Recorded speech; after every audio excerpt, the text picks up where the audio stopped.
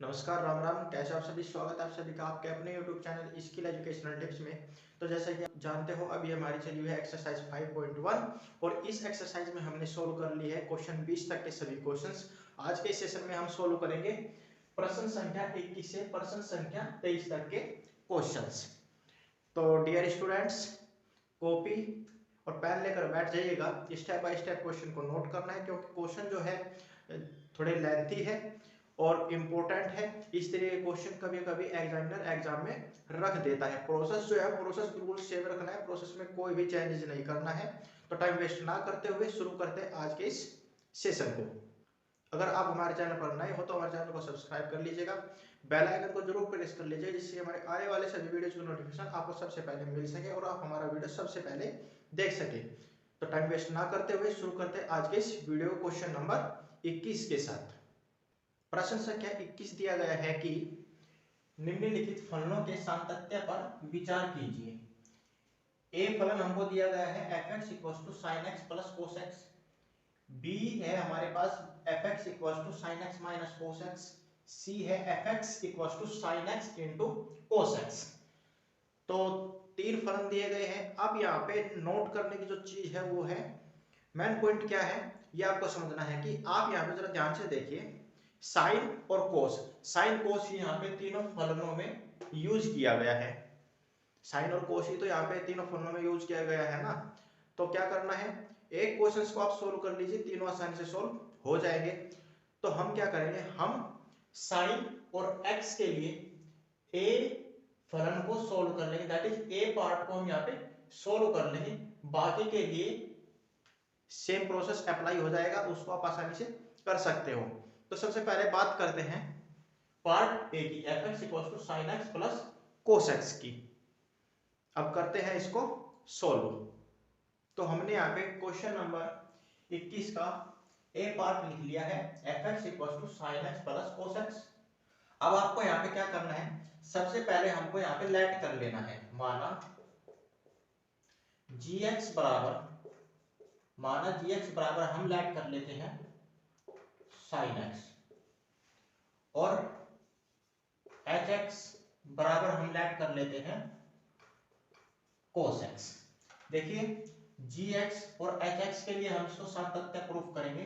किस तरीके से करना है वो आपको ध्यान से समझना है, क्योंकि आप क्वेश्चन में या तो मेन पॉइंट की बात करो या फिर घुमा फिरा करके क्वेश्चन में फिर भी वहीं आना है। तो उससे अच्छा है कि आप डायरेक्ट मुद्दे की बात करें, मुद्दे की बात सीखिए क्वेश्चन कैसे हल करना है, और प्रोसेस जो हम सीखते स्टार्टिंग से आए हैं वो यहाँ पे यूज कर रहे हैं, जिससे हमको कोई भी दिक्कत क्वेश्चन सोल्व करने में ना हो और हम आपको ये क्वेश्चन अच्छे से क्लियर करा सके। तो अब क्या करना है, आप जो हमारा पुराना मेथड है वही लेके चलना है। सबसे पहले हम sin x के लिए, दैट इज gx बराबर sin x के लिए हम क्वेश्चन को संतत प्रूफ करेंगे।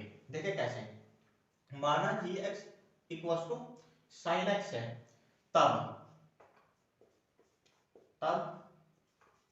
फलन gx बराबर sin x। फलन gx equals to sin x हमारा बन गया है। अब हम क्या करेंगे, माना के कोई वास्तविक, दैट इज रियल नंबर है, माना के कोई वास्तविक संख्या है। अगर के कोई वास्तविक संख्या है तब x इक्वल्स टू के पर फलन, दैट इज फलन अब की बार हमारा क्या है, gx है, ये आपको ध्यान से समझना है।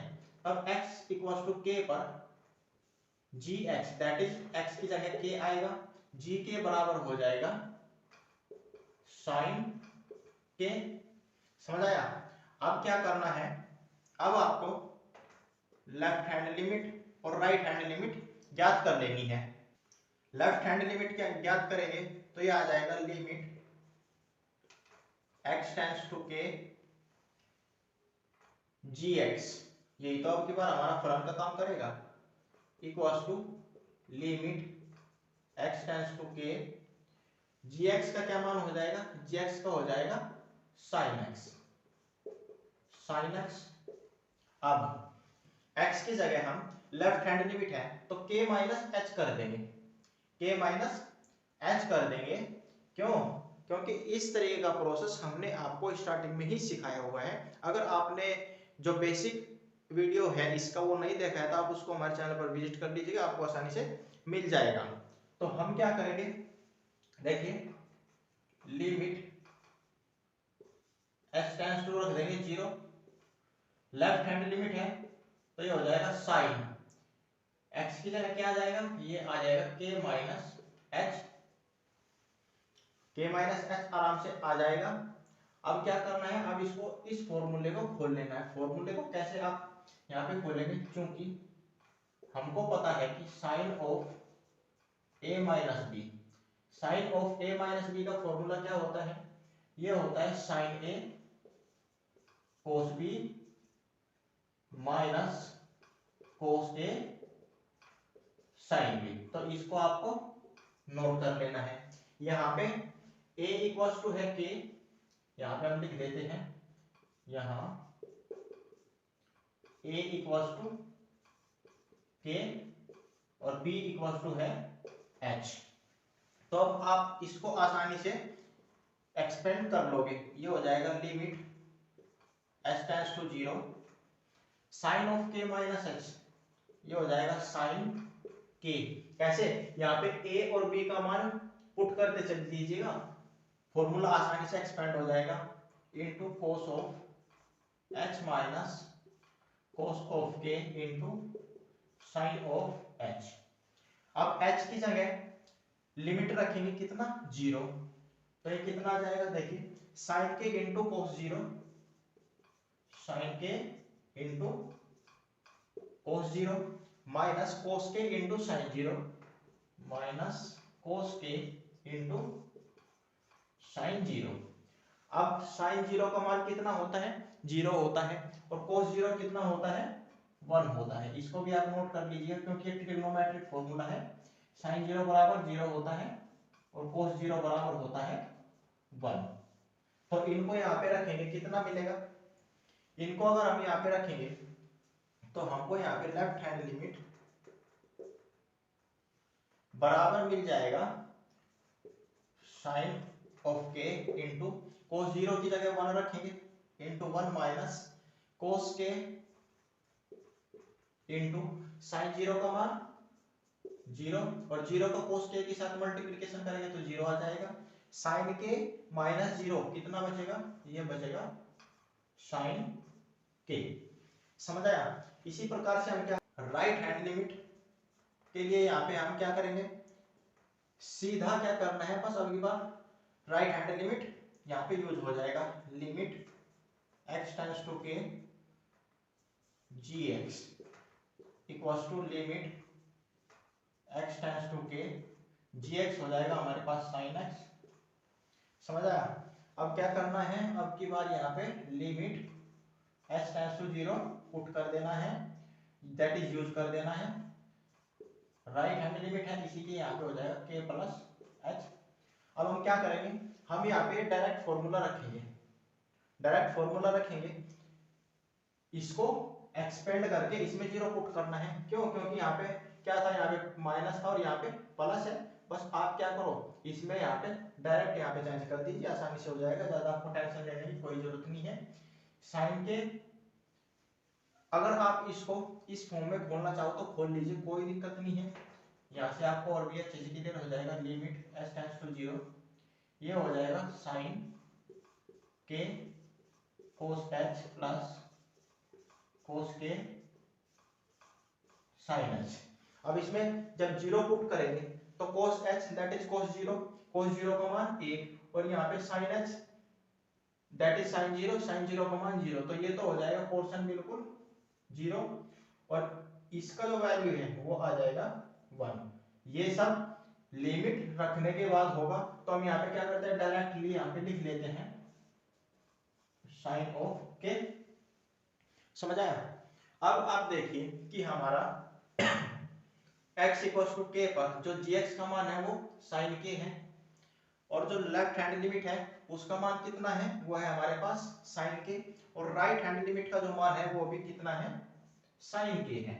अब हम क्या देखते हैं, चूंकि लेफ्ट हैंड लिमिट इक्वल है राइट हैंड लिमिट के, और ये इक्वल है किसके, g ऑफ k के, दैट इज इन तीनों का मान है साइन k।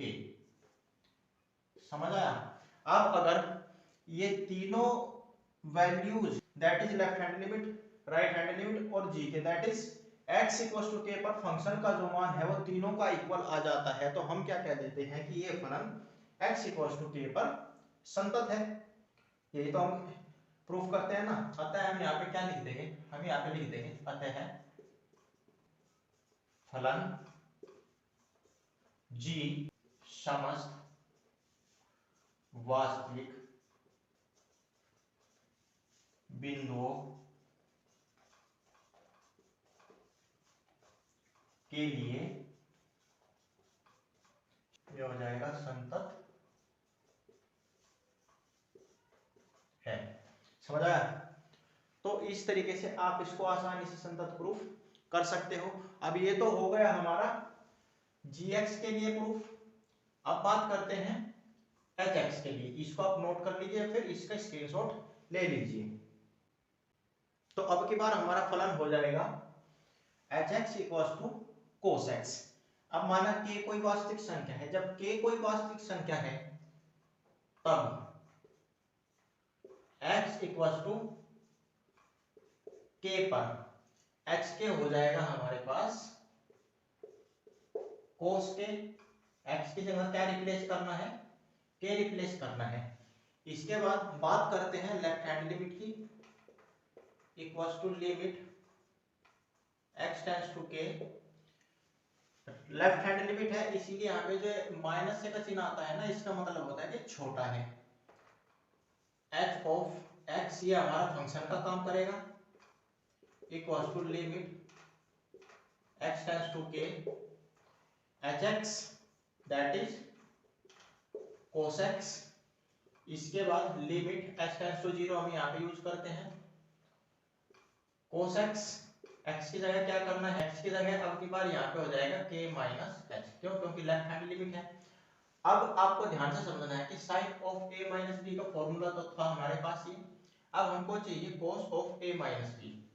तो आपको यहाँ पे ध्यान से समझना है, cos of a minus b हमारा चलता है cos में, cos a cos b। अगर यहाँ पे माइनस होगा तो आ जाएगा प्लस, और अगर यहाँ पे प्लस होगा तो यहाँ पे हो जाएगा माइनस। अब ये हो जाएगा sine a sine b, that is पहले cos, फिर जो चिन्ह हमको यहाँ पे दिया गया है उसका उल्टा, और फिर उसके बाद साइन। समझ आया। अब इसमें हमको ये फॉर्मूला अप्लाई करना है, तो फॉर्मूला अप्लाई करेंगे तो ये हो जाएगा limit h tends to 0 cos k cos h, यहाँ पे इनटू है, minus sine k into sine h। अब आप ध्यान से समझिए कि हमारा यहाँ पे कौन सा चिन्ह है, माइनस का चिन्ह है, लेकिन हमारे पास फॉर्मूला cos का किस रूप में है, हमारा जो यहाँ पे चिन्ह होता है फॉर्मूले में यहाँ पे अपोजिट दैट इज माइनस आ जाता है, तो हमने यहाँ पे माइनस कर लिया है। अब लिमिट पुट करेंगे तो आपको यहाँ पे ध्यान से समझना है, जो प्रोसेस हमने x के लिए किया था वही यहाँ पे करना है, cos k into cos h। cos h that is h की जगह आपकी बार लिमिट पुट कर दीजिए, तो ये आ जाएगा cos k into cos 0 plus sin k into sin 0 plus sin k into sin 0। According to value cos 0 का मान कितना 1 और sin 0 का मान 0, तो ये कंप्लीट टर्म तो हो जाएगा कितना 0, और यहाँ पे आ जाएगा 1। दैट इज हम फाइनली कहें तो ये आ जाएगा हमारे पास cos k। समझ आया। इसके बाद राइट हैंड लिमिट की बात करते हैं। राइट हैंड लिमिट हो जाएगा हमारा limit x tends to k h x equals to limit x tends to k, h x की जगह रखना है हमको कोस एक्स। अब की बार लिमिट यूज होगा h tends to 0, limit h tends to 0, ये हो जाएगा cos of k plus h। देखिए जब तक आप बेसिक्स को अच्छे से नहीं पढ़ेंगे तो यहाँ पे आपको कंफ्यूजन रहेगा कि h कहाँ से आ गया, इसीलिए आप बेसिक्स को भी एक बार अच्छे से क्लियर कर लीजिएगा। अब यहाँ पे क्या हो जाएगा, यहाँ पे हम फॉर्मूला अप्लाई कर देंगे। अब आपको यहाँ पे देखिए प्लस है तो हम यहाँ पे क्या यूज कर देंगे माइनस। तो अब यहाँ पे फॉर्मूला जब हम एक्सपेंड करेंगे ये हो जाएगा लिमिट x टेंड्स टू 0, कोस पहले that is cos k into cos h, plus है यहाँ पे आ जाएगा माइनस साइन के इंटू साइन h।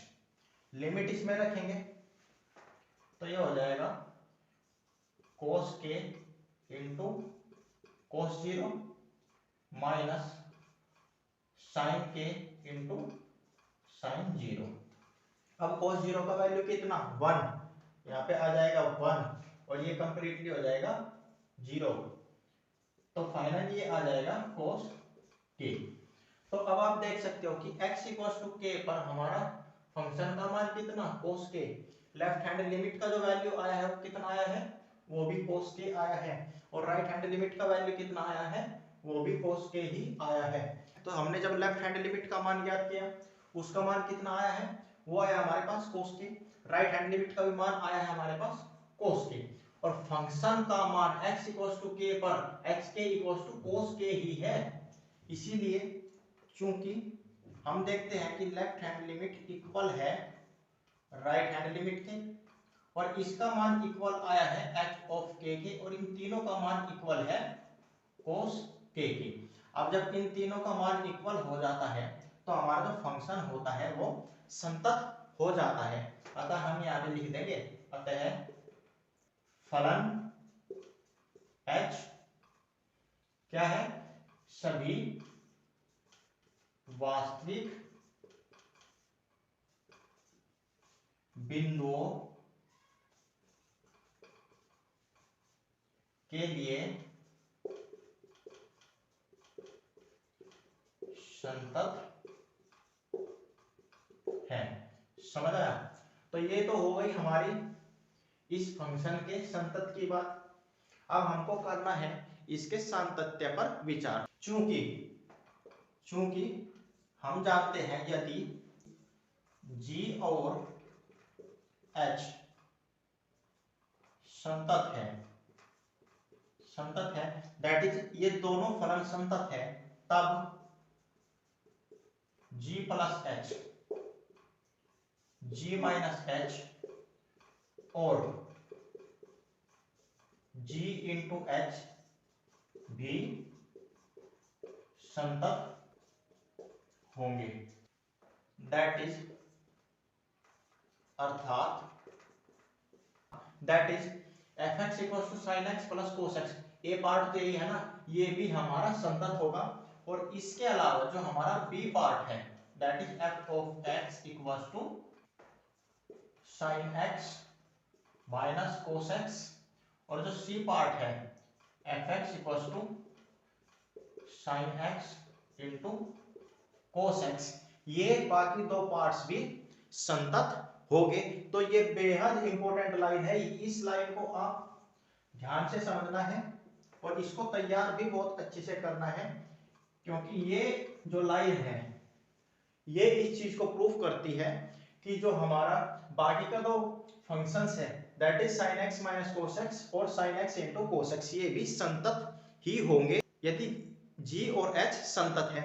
अगर g और h संतत नहीं होते तो ये भी संतत नहीं होंगे। अतः according to this rule g और h दोनों संतत है, इसीलिए बाकी दो फंक्शंस भी संतत होंगे, चाहे वो g माइनस h हो या g इंटू h हो। अब बात करते हैं नेक्स्ट क्वेश्चन की, क्वेश्चन नंबर 22 की, और देखते हैं कि क्वेश्चन नंबर 22 में हमको क्या दिया गया है। तो क्वेश्चन नंबर 22 है हमारा कि कोसाइन, कोसेंट और कोटेंजेंट फलनों के सातत्य पर विचार कीजिए। तो क्वेश्चन तो ये भी अच्छा है और लेंथी भी है। तो किस तरीके से करेंगे, प्रोसेस तो हमारा सेम है, प्रोसेस में कोई भी बदलाव नहीं है। Same procedure apply, same formula apply. तो करते हैं इसको भी सॉल्व। तो सबसे पहले तो आपको इसमें यहाँ पे इसको हम यहाँ पे लिख देते हैं, माना क्या मानना है, माना जी एक्स बराबर साइन एक्स और एच एक्स इक्वल टू हो जाएगा हमारा क्या, कोस एक्स। बात जी और एच में ही चलनी है, इन्हीं के द्वारा हम इनको प्रूफ करेंगे कि ये संतत है। अब वही फॉर्मूला, माना कि कोई वास्तविक संख्या है, फिर x इक्वल टू के पर फंक्शन का मान, left hand limit right hand limit, तीनों का मान इक्वल आ जाता है तो ये हो जाएंगे संतत, और अगर इक्वल नहीं आता है तो हो जाएंगे असंतत। चलिए देखते हैं इसको। माना कि कोई वास्तविक संख्या है, अगर के कोई वास्तविक संख्या है तब x इक्वल टू के पर फंक्शन क्या हो जाएगा, फंक्शन हो जाएगा G x equal to sine x equal to sine x. अब x की जगह आप क्या रखोगे, के रखोगे, तो ये आ जाएगा g of k equal to sine of k. इसके बाद क्या करना है, इसके बाद वही procedure, left hand limit equal to limit x tends to k, left hand limit है, ये हो जाएगा फंक्शन हो जाएगा हमारे पास g of x equal to limit x tends to k, gx हो जाएगा क्या, sine x, limit s tends to 0, sine x की जगह आ जाएगा k minus h। Same formula apply करना है जो क्वेश्चन नंबर 21 दैट इज 21 में किया है। यहाँ पे डायरेक्ट हम फॉर्मूला एक्सपेंड करेंगे, लिमिट s टेंड्स टू 0, ये हो जाएगा sine of k cos of h minus cos of k into sine of h। अब क्या करना है, अब इसमें लिमिट पुट कर दीजिए, ये सब कुछ चला हुआ है हमारा लेफ्ट हैंड लिमिट के इक्वल, ये आ जाएगा sine k into cos of 0 minus cos of k into sine of 0। अब cos 0 क्या होता है, cos 0 होता है हमारा 1, और साइन 0 क्या होता है, साइन 0 होता है हमारा 0। ये सभी ट्रिग्नोमेट्रिक फॉर्मूले हैं। According to this value sine के इंटू कोस 0 का मान है 1, साइन के इंटू 1, साइन के हो जाएगा माइनस कोस के इंटू साइन 0 है 0, तो यहाँ पे 0 आ जाएगा। 0 का मल्टीप्लिकेशन कोस के साथ होगा तो 0 चला जाएगा, दैट इज 0 हो जाएगा। तो यहाँ पे कितना बचेगा, यहाँ पे बचेगा साइन ऑफ के। इसके बाद बात करते हैं राइट हैंड लिमिट की, ये हो जाएगा limit x tends to k, function आ जाएगा gx equals to limit x tends to k gx। gx की जगह क्या लिखना है, ये लिखना है sine x, limit s tends to 0, sine right hand limit है, ये हो जाएगा k प्लस h। अब इसको भी डायरेक्ट फॉर्मूले में अप्लाई करेंगे हम। देखिए यहाँ पे माइनस है, यहाँ पे माइनस था, तो यहाँ पे माइनस, यहाँ पे प्लस है, तो फॉर्मूले में भी प्लस आ जाएगा। इसीलिए ये हो जाएगा limit s tends to 0 sine of k into cos of h plus cos of k into sine of h। Limits रखेंगे तो ये कितना बनेगा, यहाँ पे भी ये बनेगा साइन k। अब हम क्या चेक करते हैं कि x इक्वल्स टू k पर हमारा जो फंक्शन का मान है g के वो है sin k। Left hand limit पर हम चेक करते हैं वो भी sin k है, और राइट हैंड लिमिट पर चेक करते हैं वो भी साइन के है। इसीलिए चूंकि दिस इंप्लाइज दैट चूंकि लेफ्ट हैंड लिमिट इक्वल है राइट हैंड लिमिट के और ये इक्वल है फंक्शन पर दिए गए मान के, that is x equals to k पर जो इसका मान आया है तीनों का वो है साइन के। अब अगर ये तीनों का मान इक्वल आ जाता है तो हम यहाँ पे लिख देते हैं अतः फलन, फलन क्या है हमारे पास, फलन है g के, दैट इज gx। अतः फलन gx, g लिखोगे कोई प्रॉब्लम नहीं है। अतः फलन g समस्त वास्तविक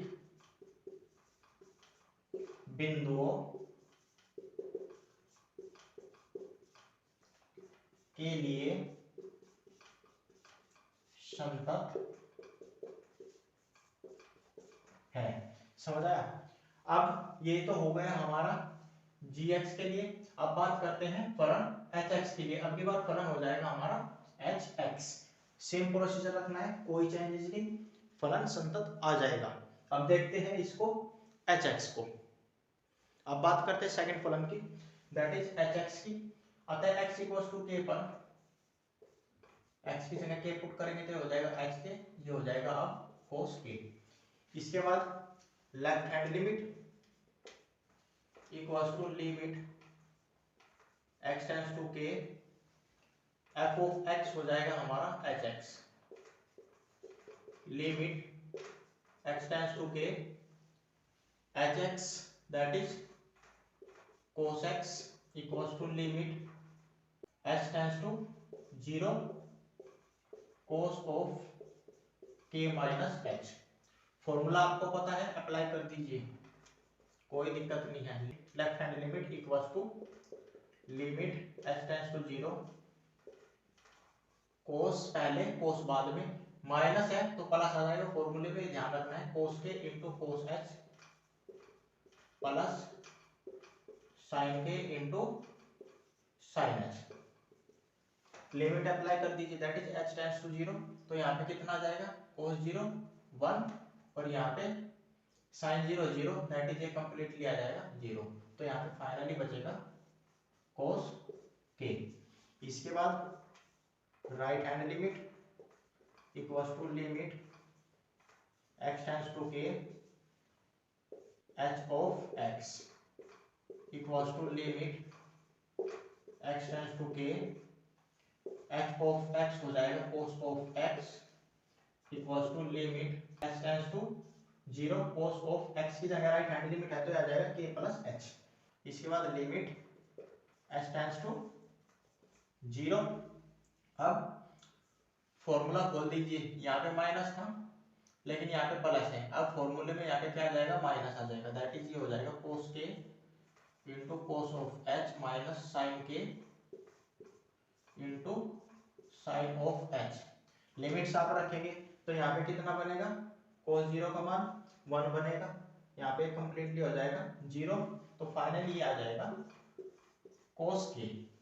अब h k पर फंक्शन का मान, लेफ्ट हैंड लिमिट का मान, राइट हैंड लिमिट का मान तीनों सेम है, चूंकि left hand limit equals to right hand limit equals to h of k equals to cos of k, that is तीनों का जो वैल्यूज है वो सेम है। अब जब तीनों का वैल्यू सेम होता है तो फलन हो जाता है हमारा संतत। अतः फलन h समस्त वास्तविक बिंदुओं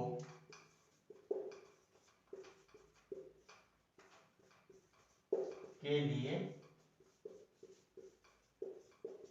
संतत है।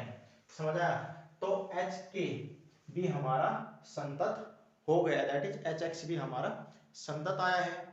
तो आप इसका एक बार स्क्रीनशॉट ले लीजिए, फिर इसको नोट कर लीजिए, क्योंकि यदि g और h संतत है तो बाकी को भी संतत प्रूफ करके दिखाना पड़ेगा। अब क्या कंडीशन रहेगी वो यहाँ पे समझाने वाले, इसको आप नोट करिए, इसका स्क्रीनशॉट ले लीजिए। अब चूंकि G और H ये तो हो गए हैं हमारे संतत प्रूफ, अब बात इनकी भी तो है ना कि इनको भी तो संतत प्रूफ करना है, वही तो कंडीशन यहाँ पे सॉल्व करने वाले हैं। तो बेटा ध्यान से समझिएगा, गड़बड़ मत कर दियो, क्योंकि इतने लेंथी क्वेश्चन में गड़बड़ हो जाती है, पता कुछ नहीं चलता। मैथमेटिक्स है, एक चिन्ह अदला बदली हो जाए तो सारा क्वेश्चन खत्म, इसीलिए ध्यान से समझना है। अब सेम कंडीशन जो हमको पता है, क्योंकि यदि G और H, यदि G और H संतत है तो G बटे H, जहां H is not equal to 0 होगा वहां G बटे H संतत है। 1 बटा H, जहां H is not equal to 0 है, संतत है। 1 बटा G, G is not equal to 0, ये भी संतत है, ये भी संतत है। समझ आया? तो अब असली खेल जो है वो होता है यहाँ से आगे शुरू। क्यों? क्योंकि ये तो सिंपल सी लाइन है, ये आपने अच्छे से समझ ही ली है। तो स्टार्टिंग तो इसी लाइन से करनी है बेटा जी, लेकिन जो इंपॉर्टेंट चीज है इसको प्रूफ करने के लिए वो अब शुरू होगी। देखिए ध्यान से, अगर ये संतत है इसीलिए cos x equals to 1 upon sine x होता है, ये हमको पता है। जहां sine x is not equals to 0 हो, संतत होता है, ये भी आप अच्छे से जान चुके हैं। That is, this implies that x is not equals to n pi, यहाँ पे n बिलोंग्स टू z, संतत है। z क्या होता है ये भी आप अच्छे से जानते हो, क्योंकि 11th क्लास में कंप्लीटली समझाया गया है वहां पे भी। अतः cosec x, x equals to n pi, where n belongs to z, के अतिरिक्त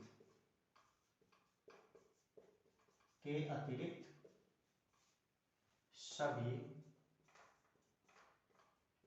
बिंदुओं पर संतत है। इसी प्रकार से sec x को लेंगे, ये होता है 1 अपॉन cos x, जहां पे cosec x is not equal to 0, संतत है। अब अगर cosec x is not equal to 0 है, this implies that x equals to 2n plus 1 upon 2 into pi, where n belongs to z, संतत है। अतः sec x, x equals to 2n plus 1 upon 2 into pi के अतिरिक्त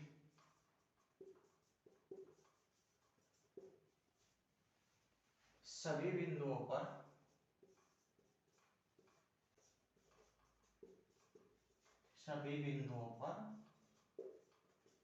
संतत है।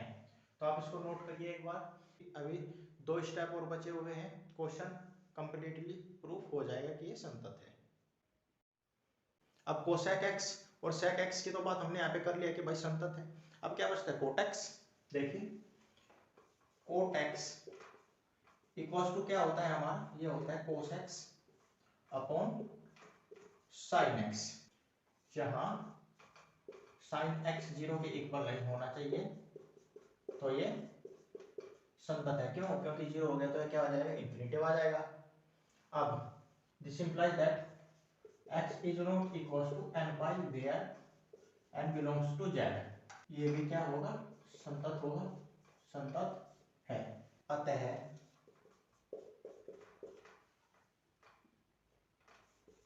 Cot x x equals to n pi n belongs to z के अतिरिक्त सभी बिंदुओं संतत है। समझ आया? क्यों? क्योंकि जो ये यहाँ पे फलन दिए गए हैं ये क्या होते हैं? ये होते हैं इनके टेंजेंट। क्या होते हैं? टेंजेंट होते हैं। इसीलिए हमने कोट एक्स, सेक एक्स और कोसेक एक्स को हमने यहाँ पे क्या कर लिया है? संतत प्रूफ कर लिया है। इसीलिए दिए हुए फलन भी संतत ही होंगे। समझा? तो आप इसको नोट कर लीजिएगा। ये हो गया हमारा क्वेश्चन नंबर 22 कंप्लीटली प्रूफ। अब देखते हैं नेक्स्ट क्वेश्चन और आज के इस सेशन का लास्ट क्वेश्चन, क्वेश्चन नंबर 23। तो क्वेश्चन नंबर 23 है हमारा, f के सभी असांतत्यता के बिंदुओं को ज्ञात कीजिए जहां fx equals to sin x upon x यदि x लेस देन 0 हो, x प्लस 1 यदि x ग्रेटर देन इक्वल 0 हो। तो क्वेश्चन आपने देख लिया है, प्रोसेस हमारा सेम रहने वाला है, कोई भी दिक्कत नहीं होने वाली।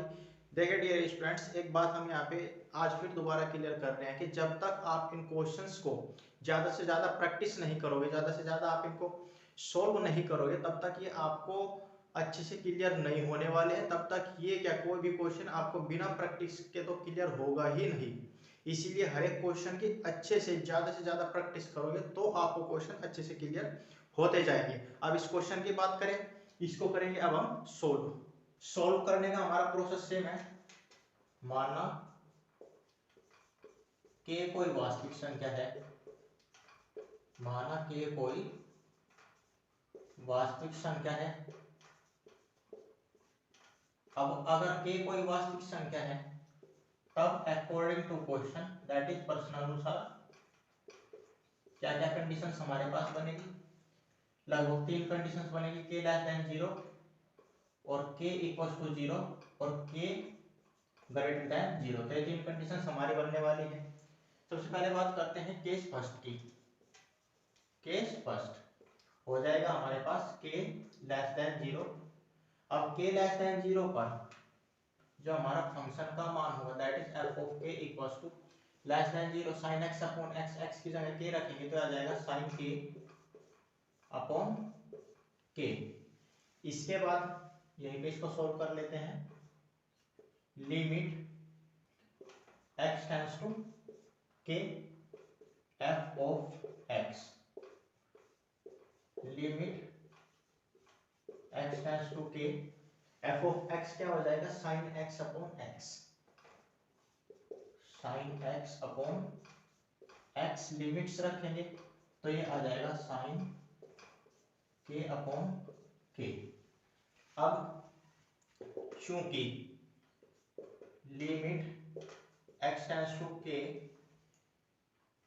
f ऑफ x इक्वल है हमारा f ऑफ k के, और इन दोनों का मान आया है sin of k upon k के। और आप जानते हो कि sin थीटा अपॉन थीटा 1 होता है, इसीलिए हम यहाँ पे लिख देंगे अतः फलन f 0 से छोटी सभी वास्तविक संख्याओं